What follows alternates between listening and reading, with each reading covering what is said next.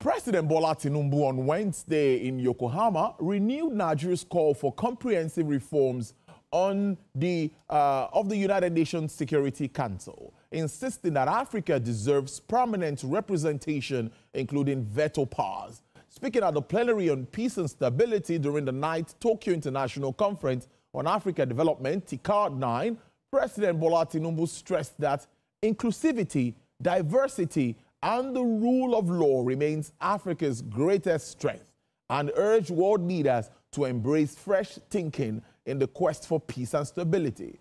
President Bola Tinubu cautioned against over-reliance on aid, urging instead for market-driven cooperation, stronger trade relations, and institutional reforms. On technology, President Tinubu called for international collaboration to ensure innovation becomes a tool for peace and trust, not division and alienation. Well, let's look at this relationship between Japan and Nigeria, and of course, how this conference can help strengthen ties between the nation and, of course, the continent.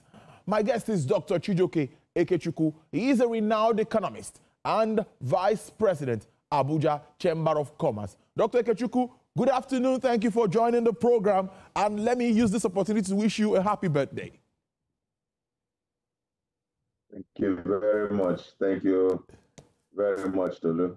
Yes, it's good to have you because I know it's a busy day for you. So let's get to business, as always. Now, a lot of talks at this meeting. But first, I think I should ask what you make of TICAD, focusing on Africa and Japan. I'm looking at it at the time where there's so much talks around Nigeria-United States relationship, the tariff issues, and all of that. And now TICAD is coming to talk to African countries on how to strengthen ties. Yeah, it's coming at a good time because it is always good to expand the frontiers of business, so that no particular country will actually be tied to any trade condition coming from one country or the other. So having this kind of conference actually gives opportunity for Nigeria to have a good relationship with Japan and other African countries. Recall that Japan and Nigeria have had very long economic relationship and trade relationship. I know that in the 70s, a lot of the electronics that we used in Nigeria were all made in Japan. Things like Sanyo, National, Honda, Kawasaki, and things like that. So to further buttress and support the relationship that has been existing for such a long time.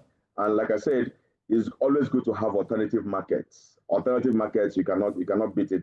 So that if one particular market becomes difficult, another one becomes viable, and then we can always enhance our trade relationship with other countries. So having this relationship with Japan is always a good thing for us, and of course, to also expand the frontiers of our exports.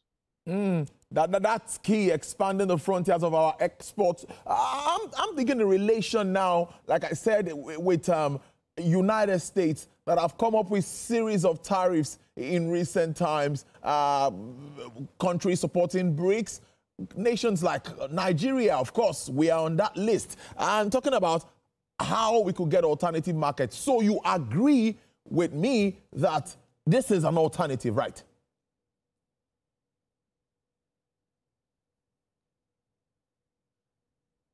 Yes, this is like I say, this is very welcome, and Japan is an alternative market. Japan, we have a lot of their products in Nigeria, and we should be able to also export a lot of our items, especially agricultural items, to Japan. So it's an alternative market for us, and this is a welcome development. If you discover that a particular road is getting muddy, all you do is just to follow another pathway and cut off the muddy road. So that's actually what is going to happen with this kind of open relationships with BRICS and with Japan and other countries of the world. I know that some countries are already beginning to look at Africa as a major market. So we should be able to tap into this relationship in order for us to also expand our own, so that we will, it's going to be a win-win for everybody, for Japan and for Africa and for us also. $5.5 billion support for Africa is what we are hearing that Japan is trying to focus on. That's what is coming on from TICAD 9. They are pledging a support of $5.5 billion support for Africa. Do you think of any specific sectors when we are looking at where this money should be channeled to?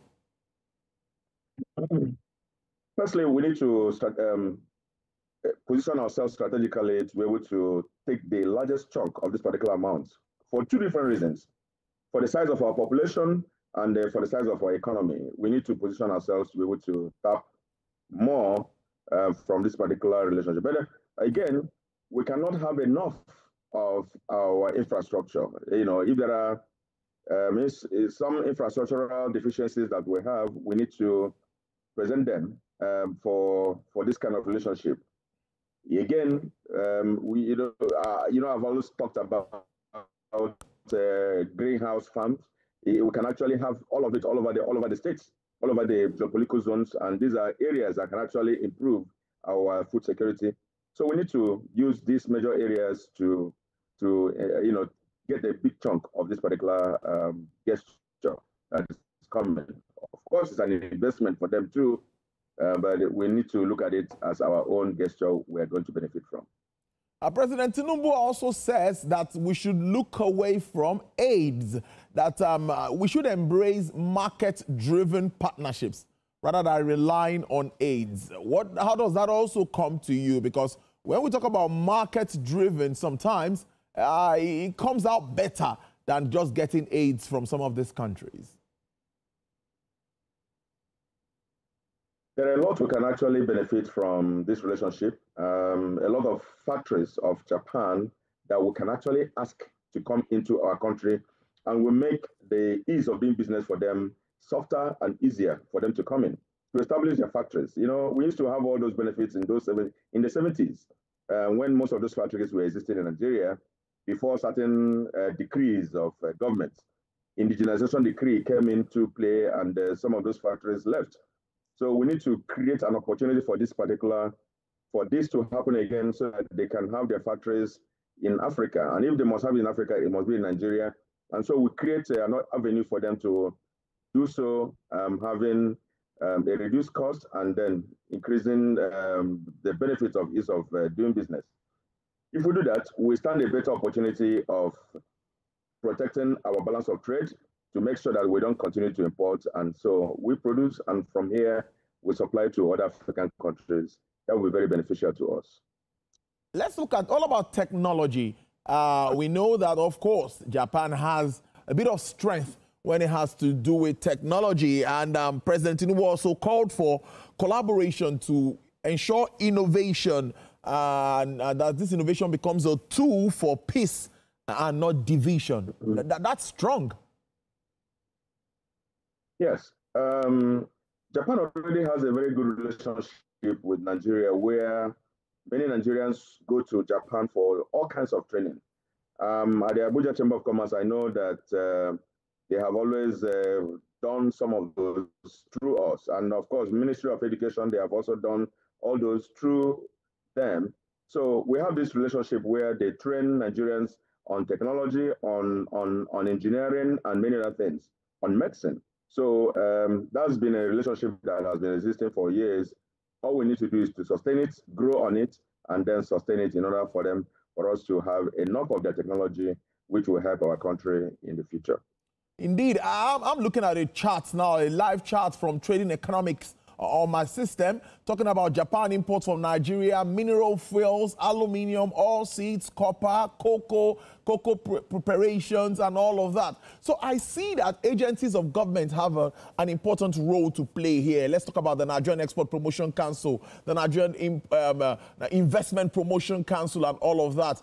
Now, when the president goes out to make bold statements like this, determination, open door office, telling people that Nigeria is ready for business, what do you make of the cooperation from these agencies of government. They are the ones that will fast-track these business deals. Do you think, in your understanding, like you said, Abuja Chamber of Commerce Commerce, where you're the vice president, you've played an important role around the business community. Do you think that they are in sync with what the president wants to achieve? Because that is very important. Yes, many times this kind of conference happens. It's always good, yes, to go with the government officials, but more importantly, it's always good to go with private sector, organized private sector and private sector investors. The reason for this is that there will be continuity, there will be follow-up of decision. For government, they're used to this kind of journeys. So when they make these journeys and collect the extra code, you see that every effort to follow up will end. Organized private sector will always be there to follow up and bring their members to benefit from this kind of relationships. And the investors of these countries are always looking for private sector driven people coming to join the discussion, not just government. Government to government does not trickle down to the people.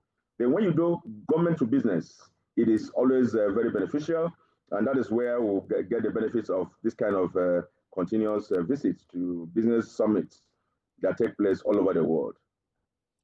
Because coming down again, you see that the likes of customs service, they have a role to play here when we talk about exports and imports, and making it seamless for exporters is key.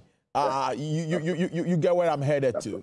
There was a time, I could remember, one where we had rejects of our beans, of some of our farm produce, and the exporters ran into debt. We know what that is, but I think we are getting better with that now. Now, my question really is, are we getting there with regards to documentation, with regards to meeting standards, with regards to being competitive with other nations?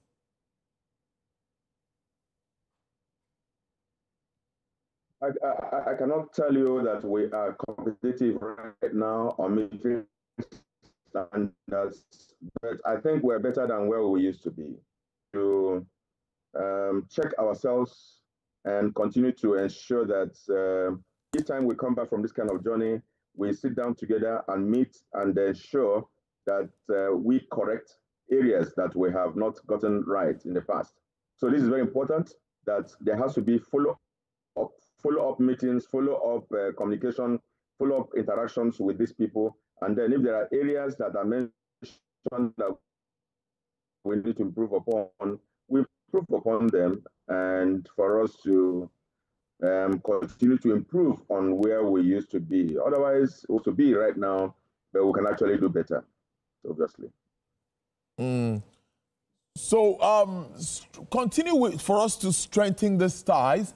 Moving forward, what sort of conversation should we be having, particularly with regards to number one, foreign policy, trade policy, and industrial policy? Because these are the basics that would allow us enter into this market seamlessly.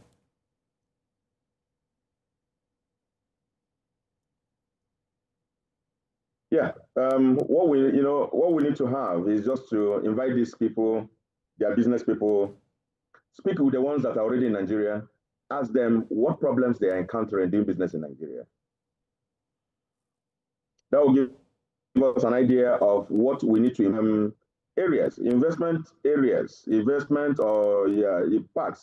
parks or business parks, where they're going to come in and bring in all the companies that are used to exporting their products to Nigeria. Let them come and establish their factories here, and we give them some tax holiday, excise tax holidays, and that will actually encourage them to come. That way, we are sure that they're attracted to come to Nigeria and benefit from the largesse we're going to be offering them to do business in Nigeria. The things we have to offer.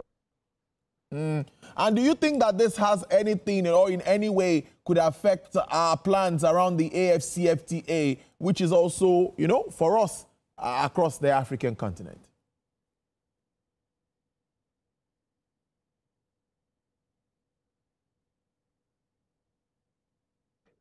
Yeah, it wouldn't stop us from having to deal with other African countries in importing and opening our borders to trade amongst African countries. Having to deal with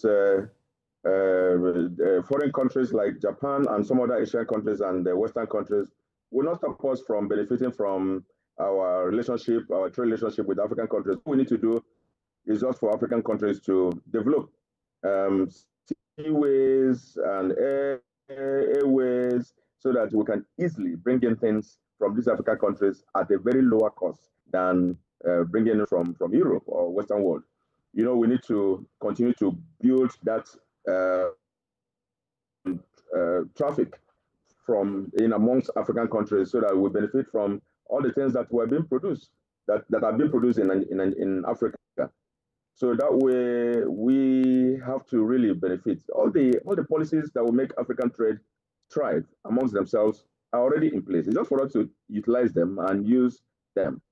For example, if we must grow in African relationship and African trade, I don't see why African countries should be asking for visas for African people to come to their countries. Meanwhile, the whole of Europe, once you're European, you just go from one country to another without a visa. So we need to, first of all, even make our borders free for people to visit and do businesses and come back. You know, that way we'll continue to measure. There are many countries we cannot fly to from Nigeria, and until we go to Europe before we go to those African countries. These are the issues that we have. So the bilateral air service agreements must be signed amongst African countries so that we can easily fly to any African country so easily. Those are the little ways we can continue to build and take advantage of what trade relationship that we have with these countries. All right, it's a great way to live it. Let's wrap it up here now. Dr. Chijoke Ikechukwu, renowned economist, and is also the Vice President of the Abuja Chamber of Commerce. Thank you so very much. Enjoy the rest of your birthday. I wish you all the best. Thank you for your time.